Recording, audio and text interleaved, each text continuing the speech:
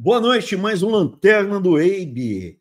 Obrigado aqui pela presença de todos e obrigado em particular hoje para o grande, essa mente brilhante, um dos prazeres que eu tive aqui com o Farol da Liberdade de conhecer o Gabriel. Boa noite, Gabriel. Como é que você está, cara?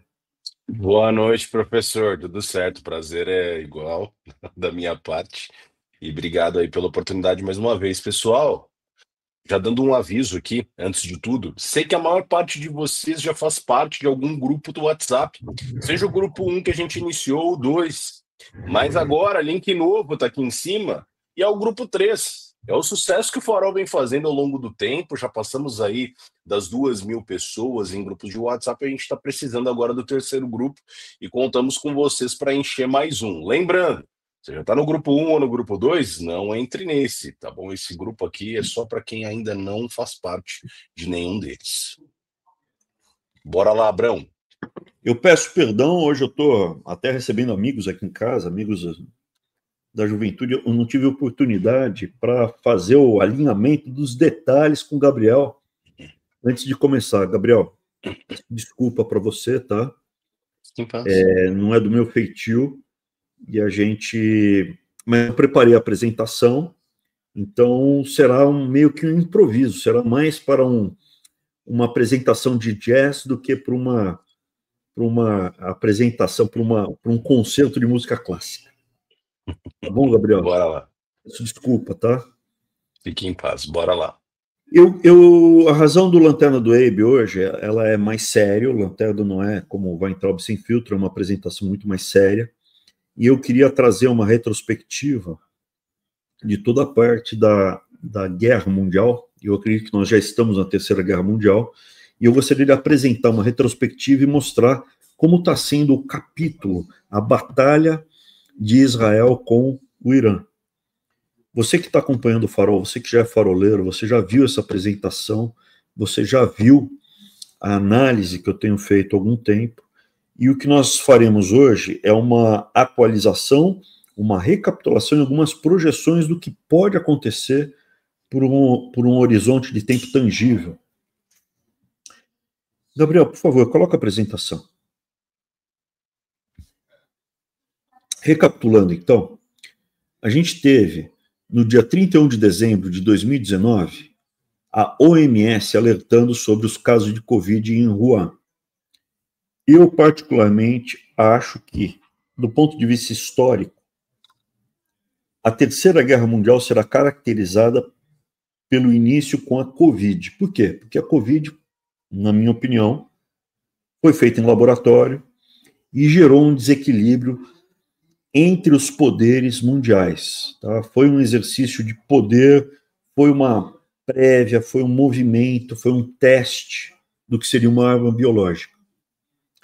No dia 24 de fevereiro de 2022, isso é quando a Covid já estava refluindo, a batalha da Covid já estava acabando, começou a batalha da Rússia invadindo a Ucrânia. 24 de fevereiro de 22.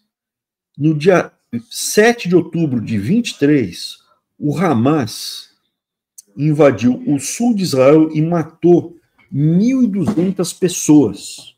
É importante colocar em perspectiva. Para um brasileiro, 1.200 pessoas é bastante gente, mataram 1.200 pessoas, mas para Israel, uma população que é 5% da brasileira, seria como matar 30 mil pessoas. Num episódio, matou um estádio inteiro, o Pacaembu inteiro. O Pacaembu lotado, mataram o Pacaembu inteiro. No dia 8 de outubro, um dia depois do ataque do Hamas, 8 de outubro de 23, o Hezbollah lançou os mísseis. Então, estou trazendo uma perspectiva histórica, porque a gente está vendo a Terceira Guerra Mundial. Eu defendo já há muito tempo, quase 2 anos, antes desses episódios todos, eu venho apresentando a hipótese que nós já vivemos a Terceira Guerra Mundial. E dentro dessa hipótese da Terceira Guerra Mundial, ela pode ser mais quente ou mais fria. Ela pode ser mais parecida com a Segunda Guerra Mundial ou mais parecida com o que foi a Guerra Fria. Mas nós teremos muitos episódios quentes dessa Terceira Guerra Mundial. No dia 8 de outubro de 23, o Hezbollah lançou foguetes em Israel. Muito bem, esse é o background. Nós já tivemos apresentações traçando esse cenário. Eu estou trazendo uma das últimas, porque a gente está falando especificamente de Israel e do Irã. Então, agora eu vou fazer uma recapitulação do que foi a última apresentação sobre Israel e Irã.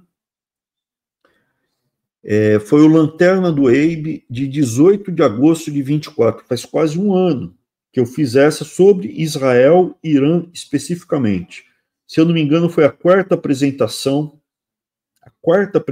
sobre a Terceira Guerra Mundial.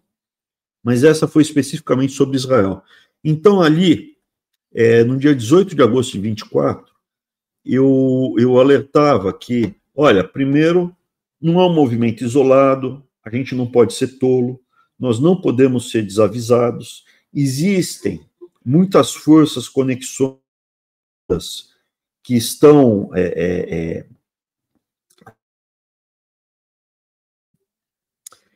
atrás desse desenho. E aí apareceu, por exemplo, forças e pressões externas manipulando a opinião pública americana para perseguir, por exemplo, judeus dentro das universidades americanas. Tinha um cidadão americano, judeu, que às vezes o cara não tem nem nada a ver, só o sobrenome dele era judeu, nem é judeu, e estava sendo perseguido dentro do campus. Eles cercavam o professor ou o aluno e não deixavam entrar na faculdade. A reitora foi conivente com isso e ela teve que, intencionalmente foi conivente, ela teve que renunciar ao cargo dela. Mas isso daqui é passado, só estou trazendo uma recapitulação. Assim como matérias do jornal, isso aqui é exatamente a apresentação que eu fiz no dia 18 de agosto de 24.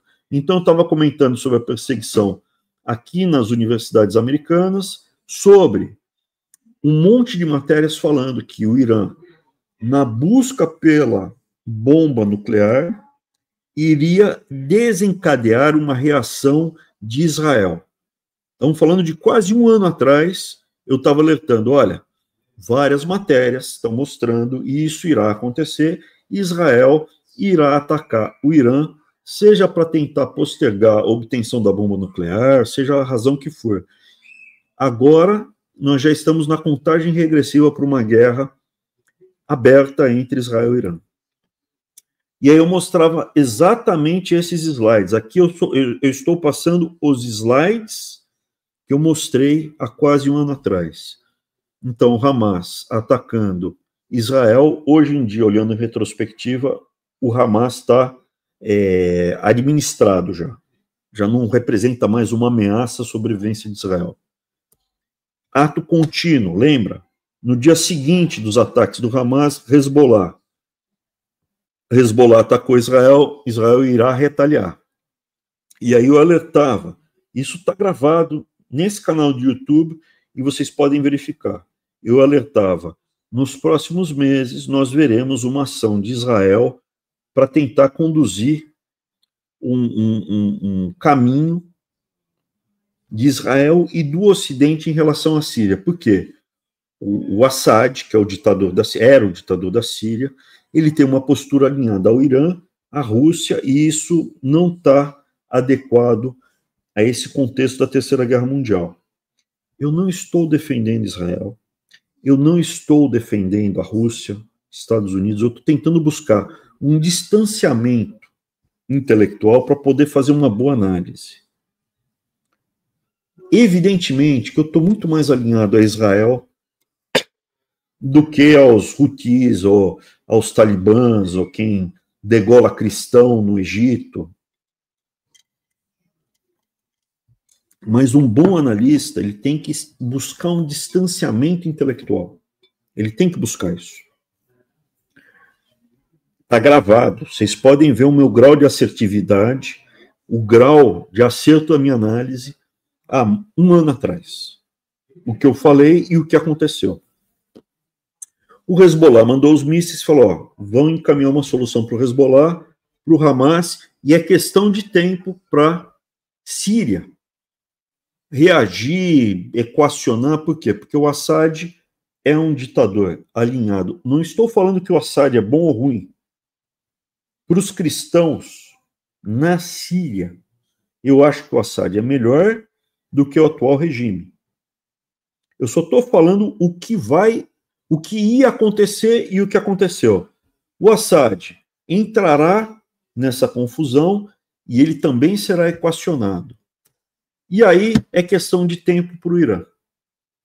Tudo isso está documentado, está gravado, e no caso, eu acredito que o grau de acerto foi muito bom. Tá? Às vezes eu erro na minha análise. Eu também mostrei na sequência esse mapa aonde eu delimitava os focos quentes e frios da guerra. Então, quais são os focos mais frios? Eu não acredito que teremos uma guerra nuclear total no mundo. Eu acredito que o cenário provável é uma guerra regional, uma guerra nuclear regional. E na época eu falei, olha, os 3 países principais inimigos do Ocidente são Rússia, que está tendo guerra na Ucrânia, o Irã e a China. A China está envolvida, é o grande ator, é o grande mecenas da Rússia e do Irã. E quais são os países que têm a sua sobrevivência ameaçada por essa tríplice aliança? Rússia, Irã e China. Japão, nitidamente, a Europa Ocidental e os Estados Unidos. Com um detalhe, se você pegar na minha apresentação, eu falei da China e gastei um tempo explicando que a Índia era um país-chave, porque a Índia já tinha problemas de relacionamento fronteiriço lá na Caxemira com a China, e o Paquistão, como um marionete da China, poderia ser utilizado para atacar a Índia. Os interesses da China de soberania ali no Oceano Índico, o Estreito de Malaca, etc. e tal. Eu tinha deixado isso bem claro. Tá? Muito bem. Ponto. Agora nós começamos o capítulo dos ataques Israel com o Irã. 15 de junho de 25. O que aconteceu desde a última apresentação específica sobre o Oriente Médio até agora? Israel conseguiu desmobilizar o Hezbollah cirurgicamente, matou apenas 12 pessoas, mas feriu 3.000 líderes do Hezbollah. Como? Eles tinham pagers, e para não serem rastreados, grampeados, escutados, investigados, eles usavam pagers para se comunicar. Israel conseguiu fornecer pagers deles e explodiu os pagers. Então ele matou 12, mas feriu, tirou de combate, aleijou 3.000 líderes do Hamas.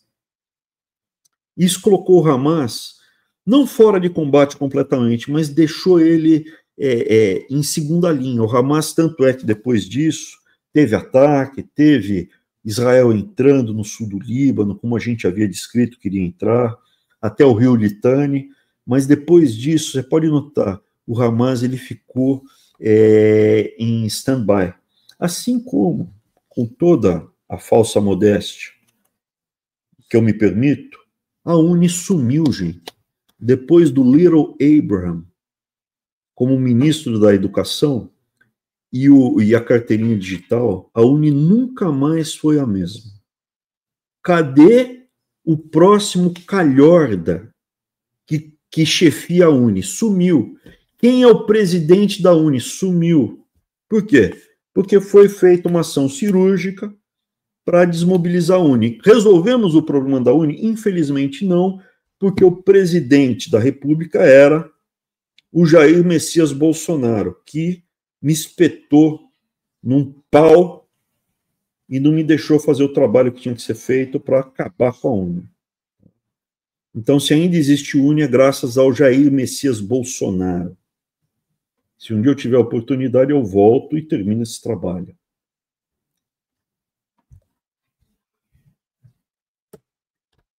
No dia 7 de setembro de 24, o Bashar al-Assad, que é o ditador, é o filho do ditador que controlava a Síria durante 70 anos.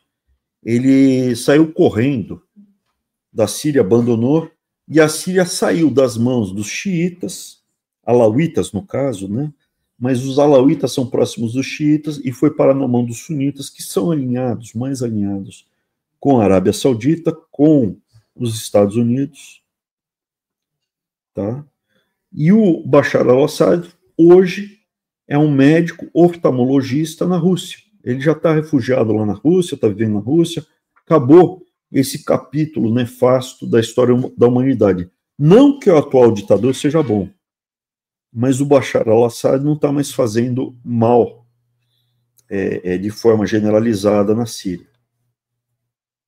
Detalhe curioso é que na foto, olha como é malandragem na comunicação, o Bashar al-Assad, ele é muito alto, ele tem 1,89 m de altura, assim como mais árabes, o Osama Bin Laden, o Saddam Hussein, o Gaddafi, é tudo mais de 1,85 m de altura. 2 metros de altura. O Bin Laden acho que tinha quase 2 metros de altura. E a curiosidade é que o Putin tem 1,65 m, então ele é um tampinha. Eu já tive com o Putin.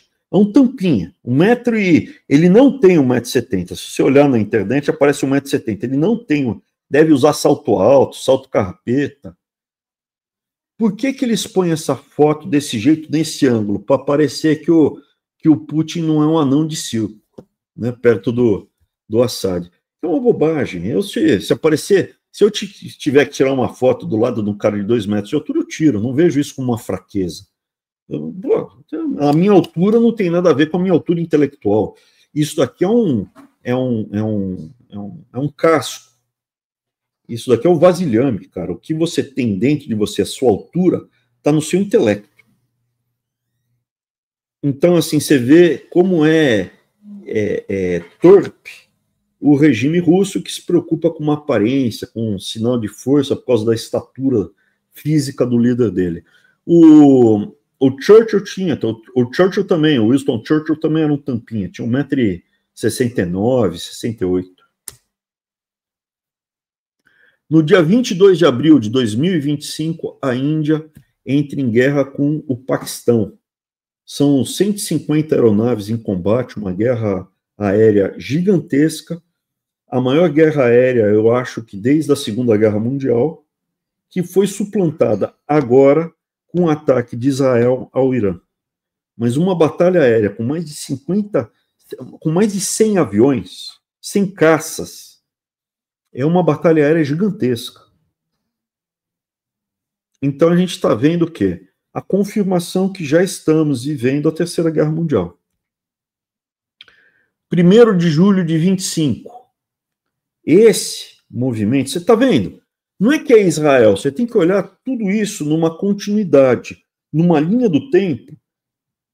E aí você percebe que diferentes áreas do mundo, diferentes países, estão todos sincronizados numa mesma estratégia, que é o conflito entre China, principalmente, cabeça de chave, Rússia, Irã, Síria, Hezbollah, Hamas, contra Europa Ocidental, Estados Unidos, Japão, Índia. No dia 1º de junho de 25, presta atenção, os drones da Ucrânia, entre aspas, da Ucrânia, destroem aviões russos. São 41 aviões com capacidade nuclear na Sibéria. Não é que a Ucrânia atacou ali na fronteira e destruiu 41 caças. 41 caças é muito, é muito. Mas não foram caças que a Ucrânia derrubou. Foram aviões intercontinentais, utilizados principalmente para levar armas nucleares para a Europa Ocidental, Paris, Londres, Berlim, Washington, Los Angeles, Chicago, Miami, Toronto. Esses aviões intercontinentais não seriam utilizados para jogar bomba em Kiev, na Ucrânia. No dia 1º de junho de 25, caminhões repletos de drones, que é uma tecnologia nova, é uma estratégia bélica nova, saíram da Ucrânia e andaram 4, 5, 6, 7 mil quilômetros. É como sair do Oiapoque e chegar ao Chuí.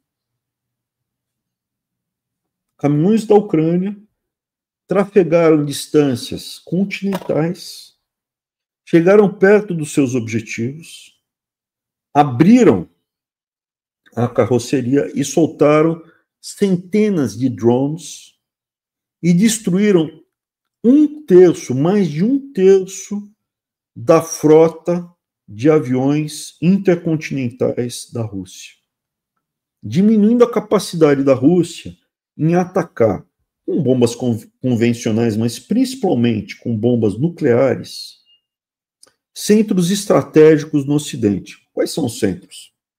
Paris, Londres, Berlim, Frankfurt, Washington, Nova York, Chicago, Baltimore, Filadélfia, Miami, Los Angeles, São Francisco, Seattle, né? Eu falei Toronto? Enfim. Qual foi o dano causado por esses caminhões repletos de drones? 7 bilhões de dólares. É importante ter isso em perspectiva. Não se trata apenas do dano em termos de mortes de soldados e também de equipamento. Porque se você tiver o poder econômico, você pode reconstruir. Mas a Rússia não tem um poder econômico tão grande para reconstruir rapidamente essa quantidade tão grande de aviões de longo alcance que foram destruídos. Tem um detalhe que é importante. É uma guerra mundial porque a Ucrânia não fez isso para se defender. A Ucrânia, assim como Israel, estão fazendo isso, entre aspas, como proxies, como espantalhos do Ocidente. Quando a Ucrânia faz isso, veja, a Rússia não jogará bombas nucleares na Ucrânia. Por quê? Porque a nuvem radioativa de um ataque nuclear à Ucrânia iria danificar, prejudicar, matar, iria trazer danos enormes para a Rússia, pela dispersão da nuvem radioativa. A mesma coisa Israel. Uma parte é para defender Israel, mas principalmente você desmobiliza inimigos importantes do Ocidente que poderiam utilizar armas nucleares para atingir alvos como essas cidades que eu já mencionei aqui. Israel e a Ucrânia hoje desempenham um papel de linha de frente do Ocidente. Aqui eu estou trazendo só fotos de como foi o ataque de drones, porque é uma coisa completamente nova. Pegaram um caminhão, colocaram ali dois containers cheios de drones. Aqui embaixo a imagem abriam assim automaticamente e soltavam os drones, e aí esses drones iam e destruíam os aviões. Isso é uma nova estratégia, uma nova tecnologia que está sendo testada para a Terceira Guerra Mundial. Assim como na Guerra Civil Espanhola, entre 1936 e 1939, foram testadas uma série de estratégias e tecnologias que foram implementadas na Segunda Guerra Mundial. Já falei isso em lanternas do Weibe anteriores. Guernica, que foi um bombardeio em larga escala, em inglês chama carpet bombing, foi testado em Guernica. Morreram 800 pessoas. É pouco. Mas a técnica implementada em Guernica, que está imortalizada no quadro de Picasso, é exatamente a mesma técnica implementada na Segunda Guerra Mundial. Exatamente igual. No caso, as forças de Franco foram e destruíram Guernica. A Alemanha fez o carpet bombing, a Inglaterra e os Estados Unidos fizeram carpet bombing na Alemanha. Tá?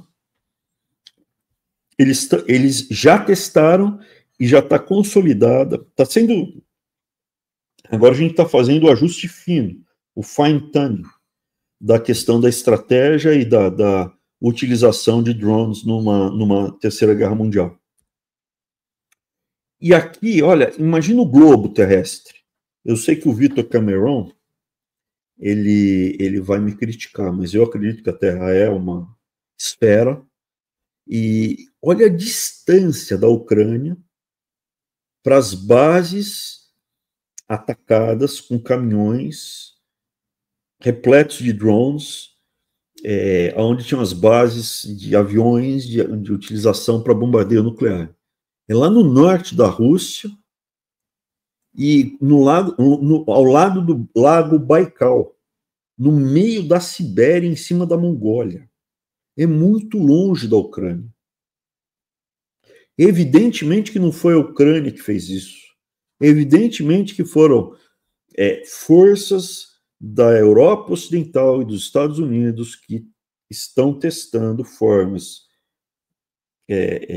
de estratégias para a Terceira Guerra Mundial e também para esvaziar o poder da Rússia em atingir com bombas nucleares países e cidades ocidentais. Enquanto isso, o que está acontecendo? Infelizmente, o Brasil, de novo, se eu fosse presidente do Brasil, se eu estivesse no comando desse país, eu não tomaria lado nessa guerra nesse momento. Por quê? Do ponto de vista pessoal, evidentemente eu prefiro Estados Unidos, Europa Ocidental, Japão, Índia, Israel, do que Rússia, China, Irã, Hezbollah e Talibã, evidentemente. Mas um presidente da República, ele não representa apenas o grupo que o elege. Ele tem que pensar no bem comum de toda a nação. Na minha opinião, uma pessoa que busca o bem comum de toda a nação brasileira, não estou falando de novo, eu, Abraão Weintraub, eu ficaria do lado, não porque é perfeito Estados Unidos, longe disso, Europa Ocidental, horrível Europa Ocidental, Israel tem um monte de problemas, o Bibi tem um monte, o Japão, um monte, a China, Taiwan, mas comparado com os outros, eu não teria dúvida qual o alinhamento que eu teria. Meu alinhamento é contra o mal absoluto. Ah, que mal absoluto é esse? Pega a China. Vai pegar dezenas de milhões de pessoas no Tibete oprimidos, dezenas de milhões de pessoas, o Guires, de outras províncias oprimidas, envolvimento com drogas sintéticas. A Rússia é um país mafioso, ligado a um monte de crimes. Porém, um presidente da República não pode se guiar apenas por escolhas pessoais. Eu acredito que um presidente da República, nesse momento do Brasil, deveria buscar uma posição de neutralidade e esperar ver para onde as forças iriam fluir. Espera um pouco. Dá 2 passos para trás e mantém a soberania. Isso aqui numa colônia, nem dos Estados Unidos, nem da China. Segura aí. Não tem que alisar nem para os Estados Unidos, nem para a China.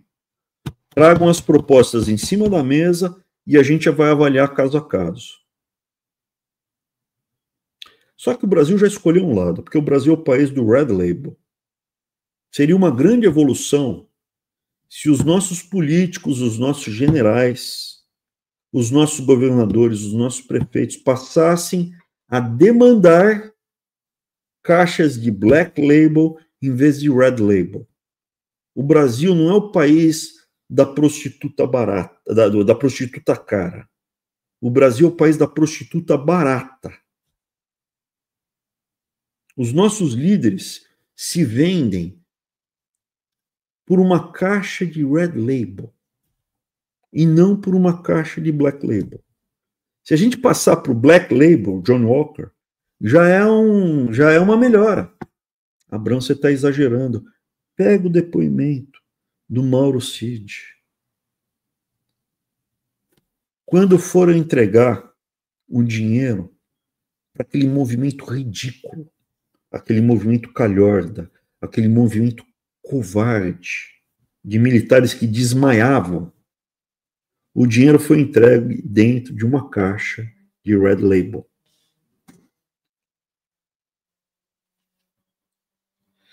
Muito bem. O que está acontecendo? O Brasil está alinhado com a China, com o Irã. O Brasil já está alinhado com a China e com o Irã. O mundo ocidental já sabe disso. O Macron recebeu o Lula com toda a pompa e circunstância, porque a França sempre foi a vagabunda da Europa. Na Segunda Guerra Mundial, a França foi a prostituta. Durante a Guerra Fria, a França foi uma vagabunda que ficava se vendendo para a Ucrânia. Para a Rússia, perdão. A França foi uma vagabunda que ficava arrastando a bunda para a União Soviética. Não todo francês, tem francês honrado, decente, correto. Mas a história da França na Segunda Guerra Mundial é uma história vergonhosa. Você teve uma divisão inteira de SS nacional-socialista lutando pelo Adolf Hitler, chamada Carlos Magno. Era a divisão de voluntários franceses lutando pelo Adolf. Uma onda de violência sexual contra as mulheres, as crianças italianas, foi feita por soldados do norte da Arábia, Marrocos, Líbia, Argélia, que estavam sendo comandados pela escória do exército francês. Novamente, para a surpresa de ninguém, Macron e a elite francesa asquerosa, e aqui eu vou usar o meu francês, va-t-on foutre, Macron, estão arrastando uma asa para o lado errado. Estão arrastando a bunda asquerosa deles para o lado errado.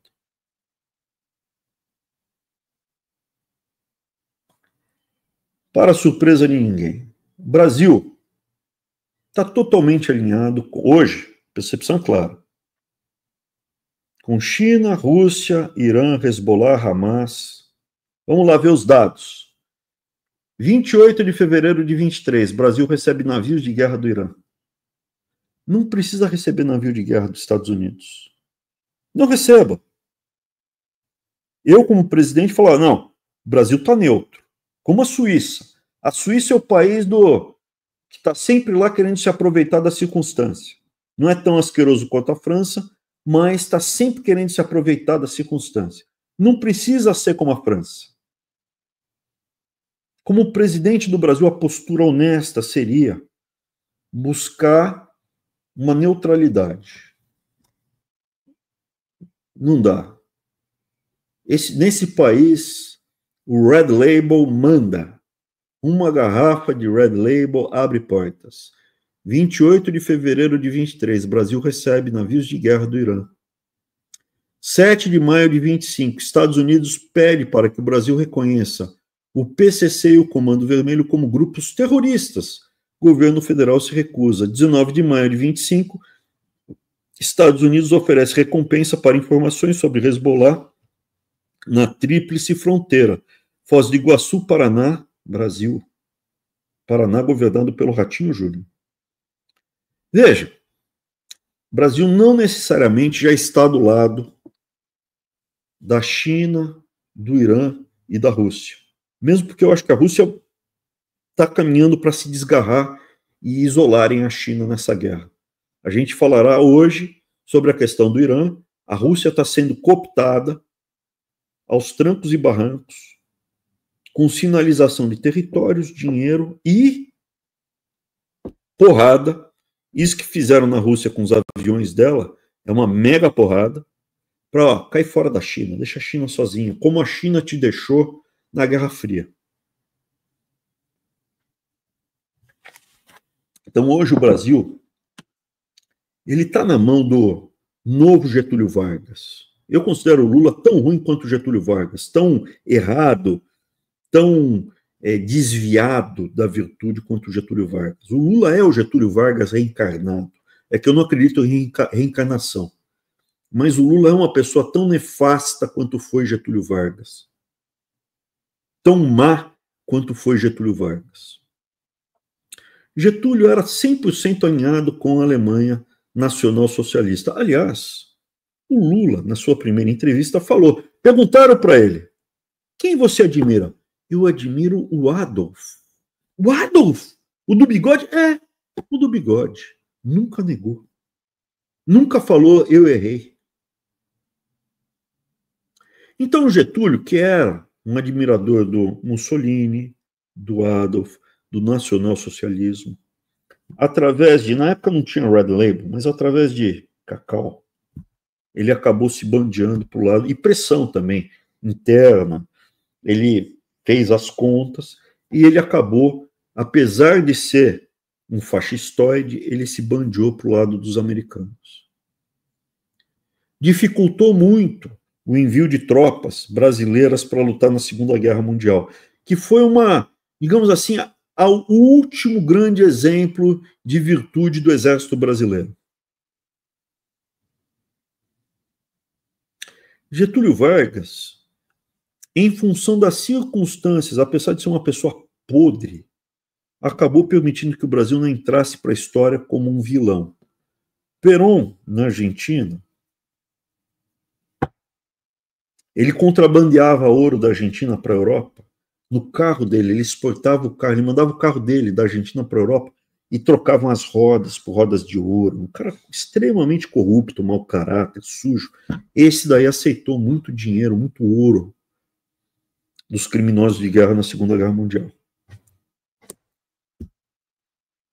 Muito bem. Terminando a recapitulação, vamos ver o que aconteceu agora, nos últimos dias. Israel, que já estava, veja, a apresentação mostrou Israel irá atacar o Irã. O Irã está desenvolvendo uma bomba nuclear, a situação no mundo está deteriorando, estamos já na Terceira Guerra Mundial, é questão de tempo para Israel impedir o avanço do Irã na exploração, no desenvolvimento, no refino de materiais radioativos para uma bomba nuclear. Israel não é perfeito, tem um monte de problemas, não é o país do paraíso, nada disso. Mas perto do Irã, não há o que discutir. Você é cristão? Em Israel tem cristão. No Irã, chama-se erro amostral. Não existe mais cristão no Irã. Você é homossexual. Em Israel tem homossexual. No Irã, enforcam eles no guindaste. Se quiser contar uma piada sobre o Netanyahu em Israel, por mais errado que seja o país, por mais... No Irã, você será morto. Em Israel, você não será morto. Então, é uma questão sempre comparativa. Eu vou mostrar isso em números para vocês. Israel utilizou praticamente toda a sua força aérea, 200 aviões, caças de última geração, bombardeios. Israel utilizou tudo que ele tinha na mão para fazer um ataque surpresa em alvos militares. Importante dizer, Israel não atacou intencionalmente. Pelo que eu vi nas informações, o alvo principal não eram escolas, não eram casas, não eram prédios residenciais. Você tem imagens aqui que depois você pode até procurar. Eles perfuraram, através de drones, a parede de um prédio residencial para matar a pessoa que estava no quarto. A varanda do prédio, do mesmo apartamento, está intacta, o vaso está inteiro. Os outros apartamentos não sofreram nada, a sala não sofreu nada. Quando o Irã retalia, o Irã, não, esses ayatollahs retaliam, eles retaliam em alvo civil. Ah, mas Israel comete crimes. Não vou discutir. tem israelense e judeu mau. Eu só estou mostrando a gradação. A prioridade total é mulher e criança. No outro, é matar o líder, o general, e se tiver mulher na frente e criança na frente de escudo, eles vão jogar bomba. Ah, mas não estou falando que é perfeito. Eu estou mostrando a diferença de um para o outro. Então aqui você tem o quê? Na fronteira com o Iraque, basicamente eles destruíram os radares e as defesas de mísseis para passar com os aviões. E ao redor de Teherã e ao sul, principalmente ao sul de Teherã, eles atacaram os cientistas, os professores, os pesquisadores em energia nuclear, eles atacaram líderes militares e ao sul, em amarelo, o principal polo de desenvolvimento de material nuclear para utilização na bomba. O caminho percorrido foi Síria, Israel saiu com aviões, e é importante entender porque isso é uma prévia do que seria uma guerra entre a China e os Estados Unidos. A guerra entre a China e os Estados Unidos não será com tanques. Uma eventual guerra entre a Rússia e a Inglaterra, França, Alemanha, não será com tanques, talvez um pouco mais de tanques. Mas entre a China e os Estados Unidos não será com tanques, será com aviões, mísseis e marinha. Então aqui é um teste, é uma prévia, é um laboratório de como será a Terceira Guerra Mundial se ela vier a ser quente. Israel atravessou o espaço aéreo da Síria, da Jordânia, do Iraque, para atingir todas essas frentes aqui que estão mostradas, aqui estão marcadas no mapa. Teherã, não sei pronunciar aqui, Natanz, Bushehr, Bandar Abbas. Israel atacou tudo isso. Qual é a distância percorrida? Nós estamos falando de pelo menos 1.600 quilômetros. Pelo menos 1.600 quilômetros. Os aviões saíram de Israel, atravessaram a Síria, a Jordânia, o Iraque e atingiram diferentes áreas do Irã. 1.600, 1.700, 1.800 quilômetros para ir e para voltar, com abastecimento aéreo. Isso vai um avião cargueiro com combustível para o caça ser abastecido, ficar de tanque cheio pouco antes do ataque, para ele poder voltar e, caso necessário, fazer o combate aéreo em cima do espaço iraniano. Só para vocês terem dimensão, isso é como se saíssem aviões de São Paulo para atacar Buenos Aires. A distância é maior do que a distância entre São Paulo e Salvador. São Paulo e Buenos Aires é muito maior do que São Paulo e Brasília. É muito maior, por exemplo, que Belo Horizonte para Fortaleza. Por isso que é um teste. Os mísseis que saem do Irã para atacar Israel são mísseis que rompem a atmosfera e entram na estratosfera. Estamos já testando as tecnologias, a estratégia do combate da Terceira Guerra Mundial. Falta as bombas nucleares. Vamos lá. Foram utilizados 200 aviões. O Irã alegou ter abatido 3 F-35 e ter capturado 2 pilotos. Na minha opinião, se o Irã tivesse feito isso, eles teriam gravado um vídeo, mostrado os soldados capturados e mostrado os destroços dos 3 aviões israelenses abatidos. Israel não confirmou. O Paquistão mostrou os 5 aviões abatidos na Índia, da Índia, né? Mostrou. Tinha lá fotos, destroços, tal. 3 Rafael, que eram os caças, né? Não eram F-35, eram Rafaeles, né? Na Índia, os que caíram foram Rafaeles. Então, eu ainda não tenho convicção de falar se o Irã está mentindo ou não. O Irã acho que já lançou, incluindo hoje, uns 300 foguetes de longo alcance, mais drones. 50 desses foguetes não foram interceptados. Por quê? Porque cada vez que você lança um dispositivo para interceptar um foguete desses, é $500 mil, $1 milhão. Se o foguete projeta cair num deserto, numa plantação, é melhor deixar cair do que você disparar o foguete, disparar o dispositivo para proteger, impedir que ele caia. Então, o Iron Dome ele só funciona em áreas habitadas, onde você pode gerar morte de civis israelenses. O Iron Dome, quando o foguete está projetado para cair no meio do deserto, numa plantação de tomate ou de qualquer outra coisa, deixam cair. É importante ter em mente essa lógica econômica. Tá? 3 dos foguetes caíram em áreas urbanas, residenciais israelenses. Porque o Iron Dome não funcionou em 100% dos casos.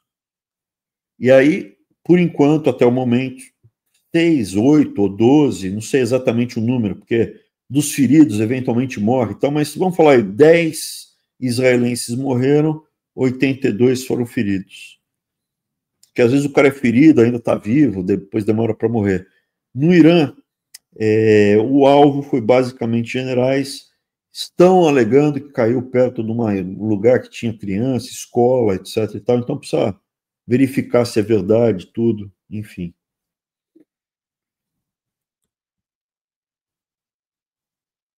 A batalha Israel-Irã, assim como a Ucrânia contra a Rússia, é um teste para a Terceira Guerra Mundial. Reparem na distância dos ataques aéreos e a interceptação de mísseis. Como funciona a escalada de uma guerra com mísseis? Isso é, o Irã tem arma química? Provavelmente tem.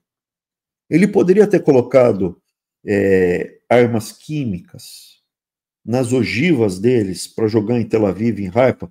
Porque, por exemplo, manda um foguete com arma química e Israel manda um dispositivo para explodir o foguete antes que ele atinja a cidade, ficaria a nuvem de material biológico, gás mostarda, seja lá o que for, em cima de uma área habitável. Poderia matar muita gente. Ou pior, o Irã já tem material radioativo.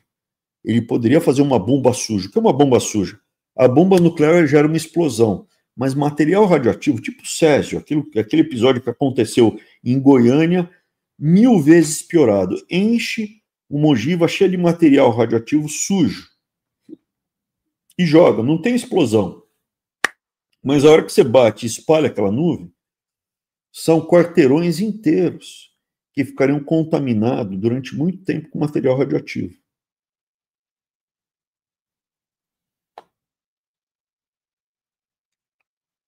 Muito bem. Qual o objetivo de Israel? E aqui falando sem... Eu não gosto de eufemismos, eu não gosto de falsidade. Israel assim como a Ucrânia é uma proxy da Europa Ocidental, Alemanha, França, Inglaterra. Qual o objetivo de Israel e Estados Unidos? Assim como qual o objetivo da Ucrânia, Europa Ocidental? O que Israel quer? Ele quer apenas impedir que o Irã tenha armas nucleares? Primeira hipótese. Ele quer derrubar o regime dos ayatolás e substituir por um governo menos hostil ao Ocidente, como foi feito na Síria? A Síria foi isso. Trocaram o Assad, que era alinhado com o Irã, China e Rússia, trocaram por um cara que não é maravilha, não é bonzinho, não é legal, mas que ele vai trabalhar junto. Então, a primeira hipótese é impedir apenas que o Irã, ou postergar que o Irã obtenha armas nucleares. Eu, particularmente, acho que não dá mais para impedir. Você pode postergar 1 ano, 2, mas o Irã já praticamente tem armas nucleares. Não dá mais para impedir. Essa é a minha avaliação. O Irã já está com a bomba nuclear na mão. É questão de tempo agora. Quer derrubar o regime e botar alguém mais alinhado? Ou ele quer invadir o Irã? Então, para invadir o Irã, primeira coisa, vamos entender o que é esse país. Ele tem 90 milhões de habitantes, é muita gente. Desses 90 milhões de habitantes, praticamente todo mundo é muçulmano. E dos muçulmanos, praticamente todo mundo é xiita. Eu já fiz no Lanterna do Wave passado a apresentação mostrando a diferença entre o sunita e o xiita. Foi no começo do islamismo, os sunitas, que seriam os sucessores dos sunitas, mataram o Ali e o Hussein, que eram da família era o primo e o neto de Maomé. E então é uma divisão assim aguda. E o Irã é xiita, o resto, praticamente quase todo o resto do mundo muçulmano é sunita. Mas o Irã é xiita. E a Arábia Saudita, principalmente quem controla a Arábia Saudita, é sunita e não gosta dos xiitas. O Irã, 90 milhões de habitantes, você tem 0,1% que não é muçulmano, 0,1% que é cristão, zoroastrista, judeu, que não é muçulmano. 0,1%. População urbana de 77%. Por que é importante saber de população urbana? Se você tiver um evento disruptivo, derruba energia elétrica, derruba internet, derruba fornecimento de água, o pessoal da zona rural sobrevive, o pessoal da zona urbana vai morrer. Quem fica numa cidade quando o seu país regride para o ano 700 depois de Cristo, morre. Tá? Numa grande cidade, se você acabar com a energia elétrica, não vai ter água, porque você precisa de bomba, energia elétrica para bombear água. Você precisa de energia elétrica para bombear gasolina do tanque de gasolina, do posto de gasolina para o teu carro. Você precisa de internet para fazer os pagamentos, etc. e tal. Então você joga o país numa situação de ruptura total. Eu acredito que esse será o instrumento utilizado na Terceira Guerra Mundial. Não a morte direta das pessoas, mas a disrupção dos meios produtivos e a fome causará o maior número de mortes. Então, veja, 77% da população do Irã vive em cidades grandes, sendo que dos 90 milhões, 10 milhões vivem em Teherã. Em termos comparativos, por que em termos comparativos com a Turquia? É um país com quase a mesma população, a cultura é muito diferente. Uma é a cultura turca, que encampou o Império Romano Oriental. Então, se você for para a Turquia, em Istambul, que é a antiga Constantinopla, você ainda vê a presença do que era o Império Bizantino. A cultura está lá. É um país muçulmano ocidentalizado. É um país muçulmano com muita influência cristã. É um país ocidental muçulmano. E você não fica extremamente desconfortável. Não é uma coisa completamente alienígena para você. Eu nunca tive, eu já fui para Istambul, tive o privilégio de ir para Istambul, nunca tive o privilégio de ir para o Irã. O Irã, ele tem uma raiz ocidental, porque ele não é semita, ele é indo-europeu. A cultura indo-europeia, a língua, a estrutura é muito parecida, a raiz das palavras, é uma civilização extremamente sofisticada. O Irã é um país, uma cultura, uma civilização antiga, sólida, que caiu na mão, como a China. A China é riquíssima, caiu na mão do comunismo, passou lá pelo colonialismo europeu, introduziram ópio, a Inglaterra introduziu ópio, alucinaram, depois vieram os japoneses e arrebentaram com eles, aí veio o Mao Zedong com o comunismo. O Irã, diferentes abordagens, também está sendo estraçalhada há muito tempo, mas ainda existe uma cultura persa. A cultura persa é uma cultura muito civilizada, muito sofisticada. Talvez até mais que a Turquia. E a Turquia é o que está no gráfico. A Turquia tem uma renda per capita hoje de 15 mil dólares. Maior que a do Brasil. O Brasil está na mão do PT. O PT é uma desgraça. O PT é um câncer. Se o bolsonarismo é a lepra, o petismo é o câncer. Então o Brasil hoje ele tem uma renda per capita de apenas 10 mil dólares, que é metade. É metade do que o Brasil deveria ter. O Chile tem 25 mil, o Uruguai tem 20 mil. Então, a China, pô, é a mesma cultura em Taiwan e no continente, ali em Xangai, em Beijing. Eles deveriam ter uma renda per capita de 30 mil dólares. Por quê? Em Taiwan é 40 mil. Em Singapura, que é a mesma cultura, são chineses, é de 80 mil dólares. A China tinha que ter. Hoje está quanto? 15, 20 mil. Depende da população, né? Porque como eles mentem a população, talvez seja mais alta. A Turquia, ela está no potencial dela. Pode ir para 20 mil? Pode ser igual a um bom país da América Latina? Pode. 20 mil dólares. E o Irã? Também poderia ser. Só que quanto é a renda per capita hoje do Irã? É 4 mil dólares. Por quê? Porque está na mão dos malucos. Está na mão do amigo do Lula. Ahmadinejad vinha ao Brasil, assim como o Adolf é meu amigo, meu irmão, meu chapa, meu companheiro, assim como o Gaddafi, que abusava de meninas pequenas. Meu amigo, meu irmão. É óbvio que um país desse performa abaixo do potencial dele. Então, veja, a Turquia está com 4.500 dólares per capita, o Irã tem uns 15 mil, que é o 50% acima do Brasil. Na média, hoje, um turco vive muito melhor que a média de um brasileiro. Já falei aqui, se eu tivesse que criar meus filhos em Osasco ou em Istambul, Constantinopla, eu não piscaria o olho. Constantinopla, Istambul. Pô, Abrão, mas você quer que eles cresçam no meio muçulmano? Vamos lá. Primeiro que é muçulmano leve. Segundo, é melhor muçulmano do que funkeiro. Eu prefiro criar meus filhos no meio dos muçulmanos do que no meio do funk. No meio do favela venceu. No meio do petismo. Eu duvido que em Istambul você tenha roubo de celular. Mas eu prefiro criar meus filhos aqui nos Estados Unidos. Eu prefiro criar meus filhos num país da América Latina, como o Brasil, na mão de gente honesta, decente, que põe criminoso na cadeia.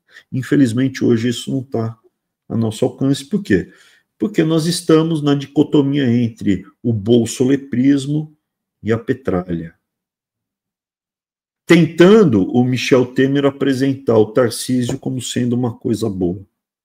Tá? Voltando. Então, esse é o Irã. O Irã é grande. É um país muito grande. É um país muito forte, 90 milhões de habitantes. Ah, porque eles têm muitos filhos? Não tem, não. Tem a fertilidade igual à da Europa. 1,6 filhos por mulher. Está caindo a população. Sofisticado, civilizado. Os iranianos que eu conheci aqui nos Estados Unidos, extremamente educados, gentis. Israel. Israel tem, 10% da população do Irã. Um país que tem, veja, para cada um israelense tem 10 iranianos. Não tem a menor chance de invadir o Irã. Aliás, ninguém conseguiria invadir o Irã. Vou mostrar aqui nos slides. Só que a renda per capita lá é 12 vezes, 13 vezes maior. Por quê? Porque o regime dos ayatolás, não sei, é uma desgraça. E o israelense, ele é um bicho produtivo. Eu tenho que colocar aqui na tomada. Esqueci de pôr na tomada. Segura aí, ó. Segura, peru. Tranquilo, pessoal. Aguardem aí um instante, daqui a pouco eu já começo a ler aí as perguntas de vocês. Aí, ó. Felizmente pintou aqui, viu? Senão ia cair. E a gente Farol da ia ficar assim. Boa. Pronto. Acho que agora Bora, vai. Gabriel. Beleza. Desculpa, Gabriel. Então, Israel, ele tem uma renda per capita muito maior e uma população 10 vezes menor. Só que da população israelense, que são 10 milhões, 7 milhões são judeus. E os outros 3 milhões não são judeus. Você tem 1,7 milhão de muçulmanos. Desses 10 milhões de israelenses, são cidadãos israelenses, com passaporte israelense, plenos direitos, voto, tudo certo. Não é faixa de Gaza, não é Cisjordânia. Você tem mais 3 milhões na faixa de Gaza e mais 3 milhões na Cisjordânia, grosso modo. Então, são ali no território israelense, com a cidadania israelense, tem 10 milhões. Como no Irã, como na Turquia, 99,9% é muçulmano. Em Israel, você tem 70% judeu, 17% muçulmano, e os outros 13% tem cristão, tem druso, tem Bahá'í. As pessoas não têm dimensão. Bahá'í é uma religião mais recente que surgiu no Irã, e o Irã resolveu... E eles saíram, e a sede da religião Bahá'í está em Haifa, em Israel. Então, pessoal, os ortodoxos não gostam de homossexuais, mas o pessoal vai tudo para Israel. Os homossexuais da região vão para Israel. Os cristãos da região ou vão para o Líbano ou vão para Israel. Então, assim, veja, eu estou mostrando diferenças. Israel é perfeito? Não. Mas Israel, o país, o Estado, a nação, não destrói igrejas. Não mata quem está com uma Bíblia debaixo do braço, tentando fazer proselitismo. Israel não mata. O Irã mata. O Iraque mata. Se você descer com uma Bíblia debaixo do braço em Israel, não vai acontecer nada com você. Mas apareceu um judeu ortodoxo, quando eu fui tentar converter ele, ele cuspiu em mim. Mas o Estado de Israel não vai te matar, não vai te prender se você descer no aeroporto com uma Bíblia e resolver lá no meio da praça pregar. Aí se eu entrar numa sinagoga e falar que Jesus salva e que tudo aquilo lá é de Satanás, aí vão te agredir verbalmente, acho que nem fisicamente vão. Mas o Estado, o país não irá te destruir, não irá te matar, não irá te perseguir. No Irã, não. No Egito, não. Na Turquia, não. Na Síria, não. No Iraque, não. Na Jordânia, não. Na Arábia Saudita, não. Eu estou mostrando patamares. Israel é perfeito. Elegeram o Bibi. Um cara que tem denúncias de corrupção, de sacanagem, horrível. Tá? Mas é número, estou te apresentando números aqui. Números. O dia que Israel cair, porque tem um grito que é do rio até o mar, Palestina será livre, né? From the river to the sea, Palestina will be free. E o resto, e joguem todos no mar. Isso é, todos que não são muçulmanos serão jogados no mar. Irão matar 7 milhões de judeus e 1,3 milhão de não-judeus, que não são muçulmanos. Tá bom? Por que é difícil de invadir o Irã? A geografia. Então dá para ver bem duas cadeias de montanha. Embaixo do Mar Cáspio, você tem uma cadeia de montanha, então é difícil você chegar pelo norte, pelo Mar Cáspio, e é difícil você chegar pelo ocidente, que seria pela Mesopotâmia. Então, se Israel resolvesse invadir, como o Saddam resolveu invadir, você tem um paredão, você tem a Serra do Mar ali para segurar a invasão. E é difícil de subir a Serra do Mar com tanque. Se tiver canhão, orbus, míssil e tanque lá de cima jogando bomba em você lá embaixo. Então, a geografia do Irã faz com que, historicamente, poucos movimentos, poucos países conseguiram invadir os persas. E os persas conseguiram se preservar ao longo do tempo. Mesmo sendo convertidos ao islamismo, mesmo levando lambada e porrada dos mongóis, mesmo Alexandre o Grande tendo descido a bordura deles, eles conseguiram preservar muito da cultura em função da geografia da língua. A língua foi preservada. Os feriados religiosos, os zoroastristas ainda, a religião prévia ao islamismo era o zoroastrismo. Até hoje é comemorado o Ano Novo Zoroastre, em função dessa geografia. E o melhor, o caminho mais eficiente para você invadir é vindo pelo norte, onde está a seta, e depois do oriente para o ocidente, para chegar em Teherã. Tá? Para invadir o Irã, cara, pelo lado que Israel viria, você tem que ser, como Alexandre o Grande. E pelo que eu vi, não tem nenhum general tão bom quanto Alexandre o Grande em Israel. A rota de invasão, que seria factível, é pelos mongóis, não irá acontecer. Os árabes invadiram o Irã, mas porque foi no momento que eles estavam falidos, quebrados de uma guerra de séculos com os cristãos do Império Romano Oriental. Então, os muçulmanos vieram e arregaçaram com os persas. Alexandre o Grande dispensa apresentações. Né? É uma vez a cada 3.000 anos que aparece um cara desse. E a última tentativa que alguém tentou invadir o Irã, vindo do Ocidente para o Irã, foi o Saddam Hussein. Não deu muito certo. Tá? Foi uma guerra que durou quase 10 anos. E o Irã segurou e o Saddam Hussein no Iraque se lascou.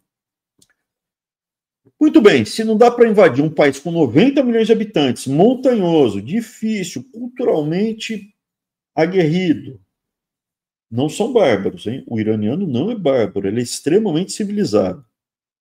Não é um povo primitivo, mas é um povo que sabe o que é.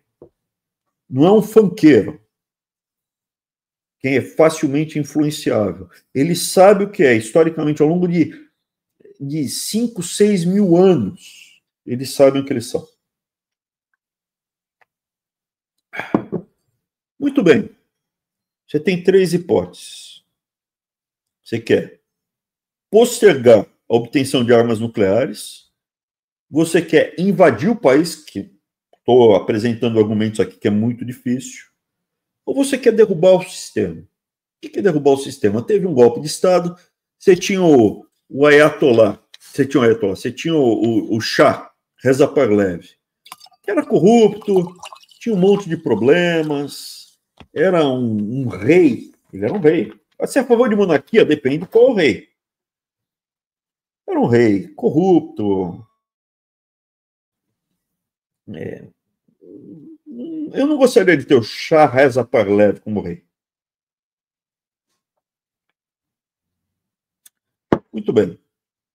Quais são as alternativas que sobram? Derrubar o regime. Você pode ou tentar postergar a obtenção de bomba nuclear para ver o que vai acontecer daqui para frente, ou derrubar o regime. Eu acredito que Israel e os Estados Unidos têm uma estratégia de derrubar o regime. Como? Veja, quando os ayatollahs chegam ao poder, o Shah Reza Parlev, corrupto, deslumbrado, mil defeitos. Mas o país era melhor do que é hoje, em termos relativos, em termos de renda per capita no mundo. Hoje, com o regime do Shah Reza Parlev, a renda per capita do Irã seria, sei lá, de $12 mil, $14 mil. Eu acho que ela hoje, se fosse um regime razoável, seria próxima de $20 mil per capita. Está em 4. Então, é derrubar o regime. Como você faz para derrubar o regime? Com o iraniano. Você tem que achar novos líderes, novos grupos, e quando derrubar, precisa trazer gente para fazer a mudança. Quanto da população iraniana está insatisfeita com o regime que enforca as pessoas no guindaste no meio da cidade. Eles pegam aqueles guindastes de construção e enforcam as pessoas no meio do guindaste. Tem um percentual, não sei se é a maioria. Não sei se é a maioria. Mas você tem toda a diáspora persa. De uma população de 90 milhões de habitantes, você tem 4 milhões de persas fora do Irã. 4 milhões. Você tem 2 milhões aqui, Canadá e Estados Unidos. Você tem mais 1 milhão na Europa. Depois você tem em um monte de países da Ásia. Em Israel você tem iraniano. E o detalhe, no Irã, quem ficou ou vira muçulmano, ou se enterra ou se mata. Então hoje, você tinha gente que era zoroastrista, tinha tudo lá no Irã. O Fred Mercury, aquele cantor do famoso lá do Queens, a religião dele era Zoroastra. Originalmente, lá atrás, era do Irã. Ele nasceu em Zanzibar, na África, para ser mais preciso. Né? Mas só para você ter uma dimensão. Então você tem aí 4 milhões de persas, que ainda devem falar, tem muito mestiço já, que eles misturam, né? Você sai do país, você acaba misturando. Falam persa, arcaico, ainda falam persa, mas você tem 4 milhões. E o iraniano, que eu tive contato aqui nos Estados Unidos, ele não é um cidadão normal. Ele é classe média alta ou rico, é um cara extremamente sofisticado, educado, é top. O cara que conseguiu, eu imagino que é acima da média do iraniano padrão. Ele conseguiu escapar do Irã. E não é pouca gente.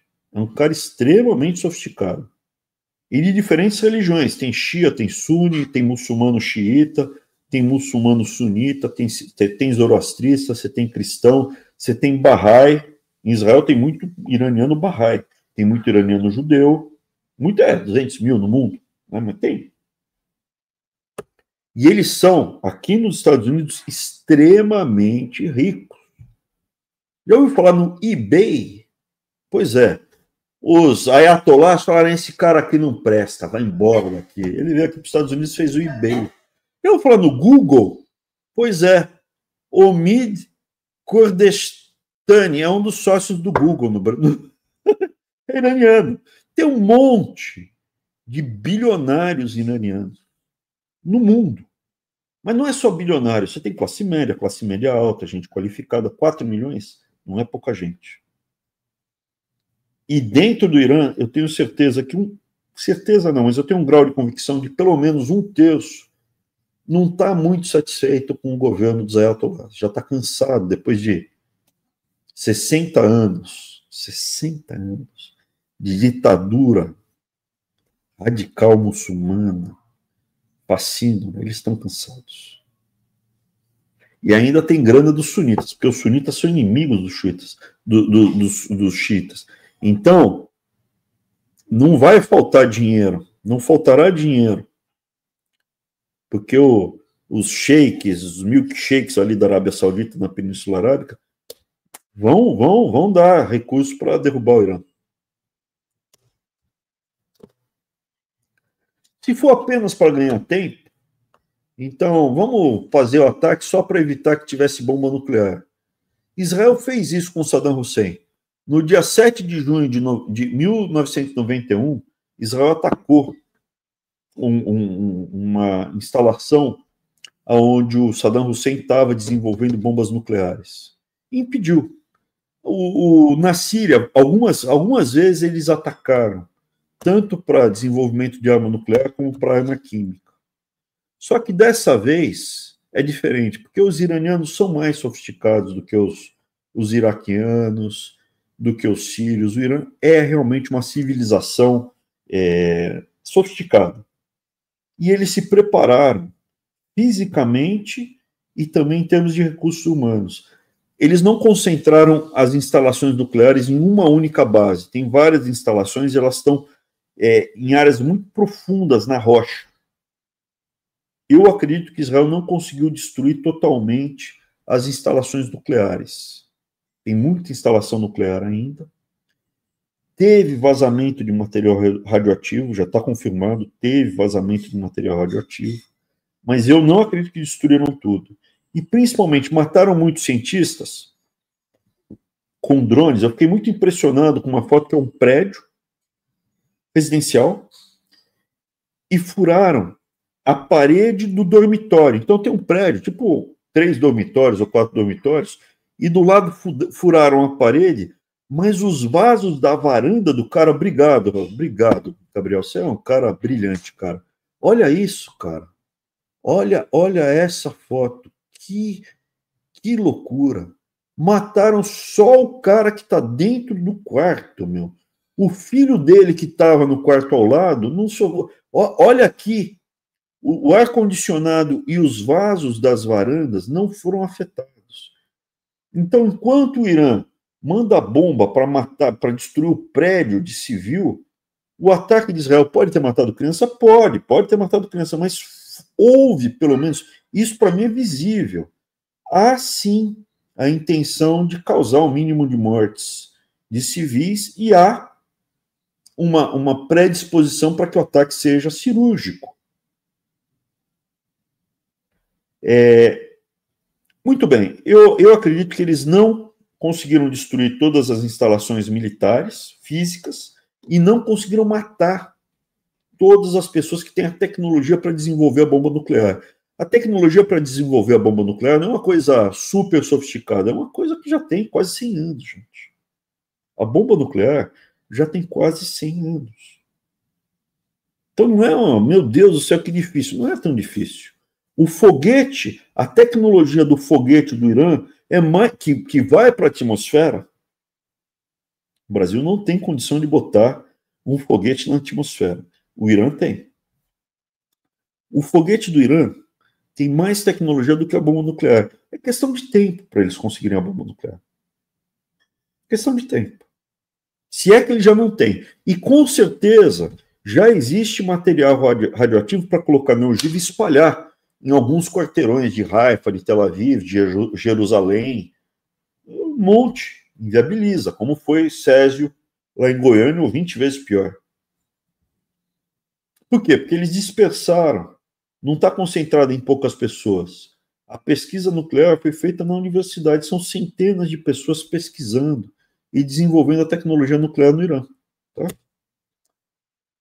Já falei, é um país sofisticado, difícil invasão.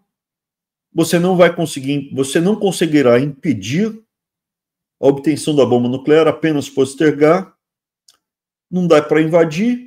Então resta, como solução de fato, apenas derrubar o regime.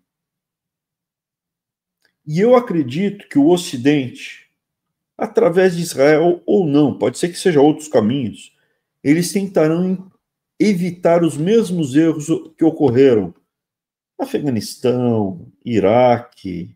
Tudo isso é discutido. A gente cometeu alguns erros na Líbia, quando derrubou Gaddafi. A Síria, por exemplo, já é um caso que está sendo implementado mais gradualmente. Tá? Já falei, né? Os sauditas são sunitas e são inimigos históricos dos xiitas. Estão apoiando, escondido, camuflado, os Estados Unidos e até Israel. Por que eles não fazem de forma explícita? Porque eles têm muitas populações, principalmente em torno do Mar Vermelho, que são xiitas. E a população comum jamais aceitaria que eles se alinhassem com os infiéis americanos ou com os judeus israelenses. E para surpresa geral, no mundo muçulmano, quem está um pouco mais desgarrado, o saudita está alinhado, gente, está quietinho, Egito quietinho, está todo mundo quietinho. Se der dinheiro, óbvio, o Egito vai para onde der dinheiro, porque o Egito é pobre. Mas a Arábia Saudita não, a Arábia Saudita tá. Você vê que o Trump foi conversar com os sheiks sauditas e tal, tá alinhado. O mais desalinhado é o Erdogan. O Erdogan está fazendo um jogo legitimamente soberano. Não sei se ele vai chegar ao melhor para a população turca, mas ele está buscando o que nós aqui da Turquia vamos ganhar mais apoiando a Rússia, o Irã, a China, os Estados Unidos, a Europa. Eu estou aqui de portas abertas para receber as propostas. Isso é um cenário de guerra, né? Então, veja, se eles forem, são 3 hipóteses. Invadir fisicamente, acho que não tem chance. Estados Unidos também não, mandar soldado aqui dos Estados Unidos para invadir, não, 90 milhões de habitantes, uma população civilizada, não faz o menor sentido. Então, invadir, derrubar o regime ou postergar a bomba. Se eles forem derrubar o regime, que é a segunda opção que eu vejo mais provável, eles começarão a bombardear infraestrutura, produção de petróleo, energia elétrica, começar a matar também os líderes políticos e não apenas os líderes militares para desestabilizar o regime e forçar uma mudança. Tá? O Irã ainda não foi neutralizado, mas veja, Hamas diminuiu muito a capacidade ofensiva, Hezbollah continua fazendo narcotráfico, continua envolvido aqui em qualquer coisa errada no Brasil, mas sumiu, não está mandando um foguete. Então, Hamas, só chorão. Inclusive, depois eu vou mostrar que tem um brasileiro na parada que estava chorando aí, que foi picado por pulga, estava com umas brotoejas na barriga. Então tem Hamas, acabou, Hezbollah acabou, Síria acabou. Agora tem os Houthis, que ficam lá no Iêmen, que podem fechar o Mar Vermelho. E tem o Irã. A Ucrânia teve uma vitória importante, que foi a destruição dos aviões de longo alcance. Não são caças, é uma aeronave muito mais complexa, bombardeio de longo alcance. Foi mais de 1/3 foi destruído. Importante, com uma tecnologia nova. Então, eu diria que o apanhado geral é que o mundo ocidental conseguiu, pelo menos, postergar a guerra nuclear. Em quanto tempo? Não sei. Eu falei lá 2030. Guerra nuclear não é para hoje. Teve uma vitória importante da Índia sobre o Paquistão. Vitória importante, Índia sobre o Paquistão. Abraão, e onde você escuta as notícias? Al Jazeera, BBC, CNN. Eu escuto, geralmente, as notícias dos meus inimigos. Da esquerda imunda, CNN, BBC, ou da Al Jazeera, que é muçulmano. Tá? Eu não escuto o noticiário israelense. Para quê? Meu viés, eu não preciso escutar Fox News. Eu quero escutar os meus inimigos. Então, tudo isso que eu estou falando é um cenário, com viés conservador. Eu acredito que a guerra nuclear geral, em função os bombardeios, os aviões de longo alcance russos, muito bom ter destruído, muito bom. A Rússia está se alinhando, vai entregar 1/3 da Ucrânia, óbvio, estou fazendo cortesia com o chapéu dos outros, né? A Ucrânia no meu país, no meu território, minha casa não está na Ucrânia. Vão entregar 1/3 da Ucrânia para a Rússia se afastar da China, se afastar do Irã, deixar derrubar o Assad. Assad, vem aqui para a Rússia, fica aqui. O Assad da Síria saiu da Síria, está vivendo hoje lá na Rússia como oftalmologista. Está lá, multimilionário, riquíssimo, levando a vida dele. Então, assim, existe a perspectiva de uma guerra nuclear. Qual prazo? Você veja aí, não sou mais eu falando, estamos falando aí de primeiro-ministro inglês, primeiro a Alemanha, falando abertamente, Suécia, falando abertamente, 2030. Tá? Mas as notícias mais recentes, se ainda tivesse tomado um pau do Paquistão, o movimento de Israel de atacar as usinas, eu não sei se eles foram efetivos em destruir, mas não foi uma derrota total, entendeu? Derrubaram 3 aviões, não sei se derrubaram 3 dos 200, mas que, veja, tira uma foto, mostra. Não tiraram, tem uma foto. Eu acho que, mesmo que tivessem derrubado 3 de 200, né, eu acho que, por enquanto, o movimento tem sido mais forte do Ocidente do que contra as forças do mal, né? Contra as forças do mal. A isso eu agrego também a informação que ainda não está confirmada, que a população da China mentiram muito. Antigamente falava que era 1 bilhão 550, já está confirmado que é 1,350, e mesmo esse número é próximo de 900, 800 milhões.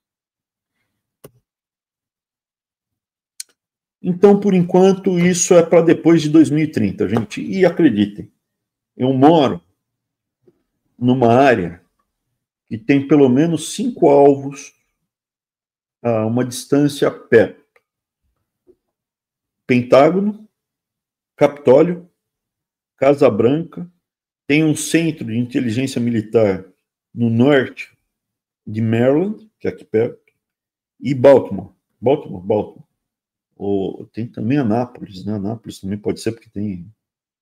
Então, assim, cara, tem 5 ou 6 bombas nucleares que cairiam aqui na região. Se eu achasse que o negócio estava para acontecer imediatamente, eu não manteria minha família aqui, tá? Gabriel, desculpa, acabou alongando mais, mas eu acho que a gente precisava desenvolver a conversa. 1h30. Obrigado aí pelo seu. Fique em paz, tá tudo certo. E obrigado por ter mostrado. Você foi muito ligeiro, cara. Você pegou na hora que eu falei, você mostrou o buraco na parede. Isso daí é surreal, cara. Esse buraco na parede é surreal. Sim, é uma coisa que na verdade chama muita atenção, né? Foi a foto que mais me chamou a atenção. E teve outra foto também que chamou muita atenção. Deixa eu colocar aqui para o pessoal. Abra. Essa é uma foto com superexposição de Israel pela noite. Ou seja, o que você está vendo por aí? Esses traços de fumaça com curvas são o que é chamado Iron Dome, né, aí em Israel, né? Ou seja, ele vai procurando onde o míssil vai cair de fato, e ali ele bate, explode. Essa é uma imagem, né, com abertura de imagem mostrando como que esse sistema funciona. A gente viu desde os atentados aí do Hezbollah, tudo desde 2023, foi um ataque aéreo muito significativo, como o professor já disse aí anteriormente.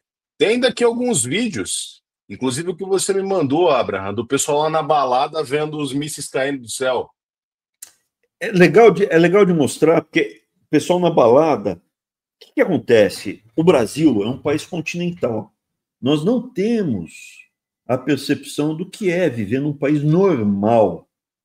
O país continental é Rússia, China, Brasil, Austrália.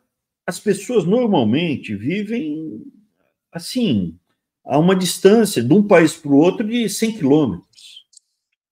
Então, ali o que é? O pessoal no Monte Líbano, nas montanhas do Líbano, olhando para Israel, porque é isso, é 200 quilômetros, vendo o que está acontecendo no país vizinho. Põe aí.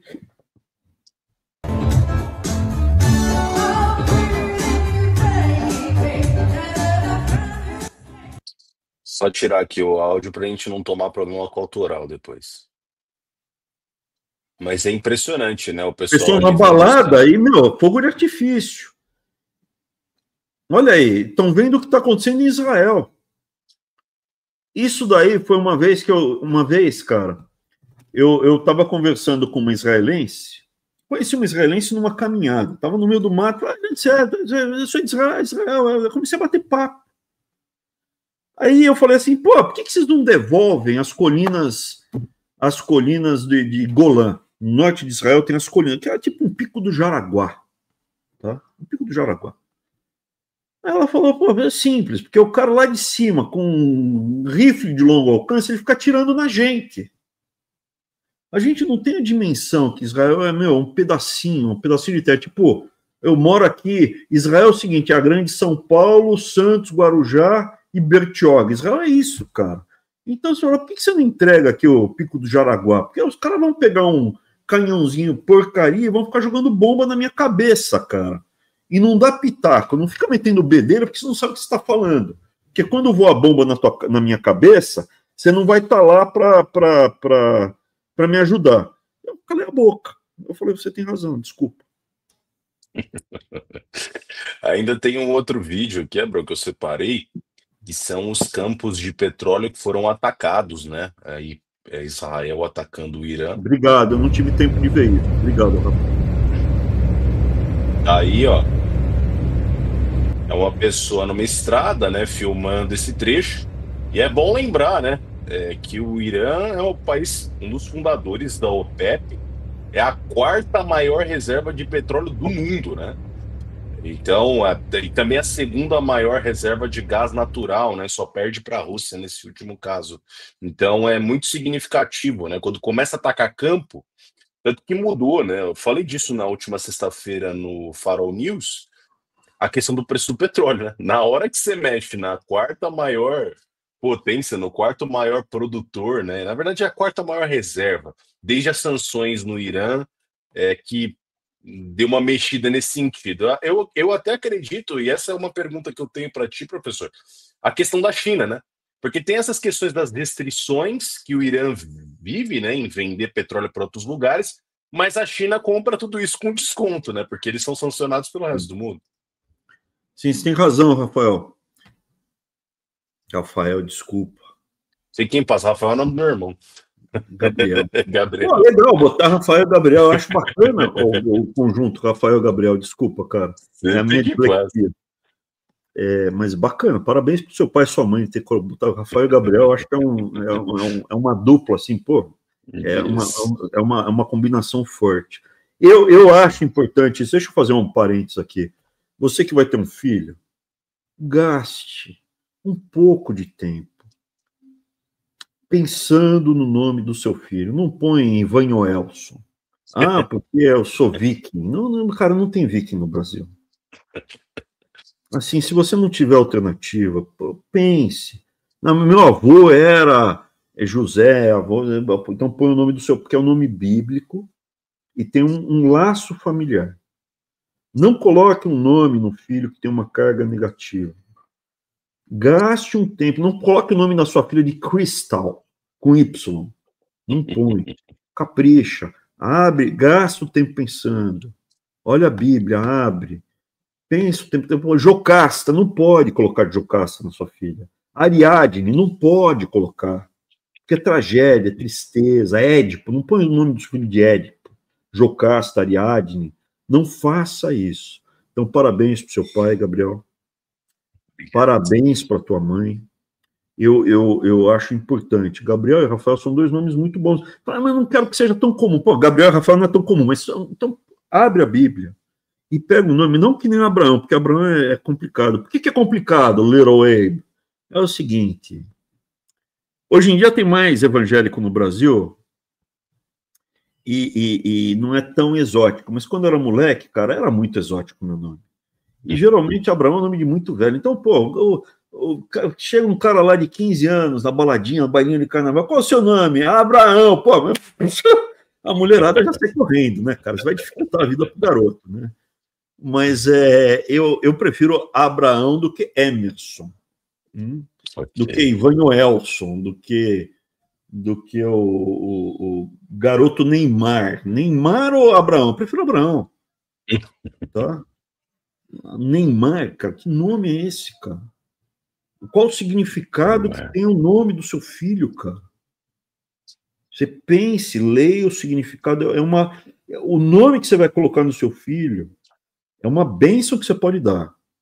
Eu recomendaria, eu coloquei o nome de Teodoro. Não tem Teodoro na Bíblia, mas Teodoro significa presente de Deus. Entendeu?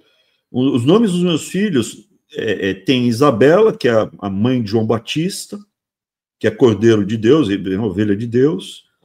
Teodoro, que era o nome do pai da minha esposa, que faleceu, e eu coloquei para homenagear o pai, e significa presente de Deus. Se o cara chamasse Édipo, eu falei, não vai colocar não, o que é isso? E Amanda, que merece ser amada. Então, veja, é um pedido que eu faço para você que está escutando. Cuidado com o nome que você vai pôr. Tenha carinho com o nome que você vai colocar numa criança. Carinho que você vai colocar no nome da criança. Toma cuidado. Não se leve por moda. Pensa que esse nome tem um peso muito grande, cara. Desculpa, cara, mas parabéns pro seu pai e pra tua mãe, cara. Olha, eu sei que eu sei, cara, parabéns. Dois nomes que eu acho muito bons. Boa.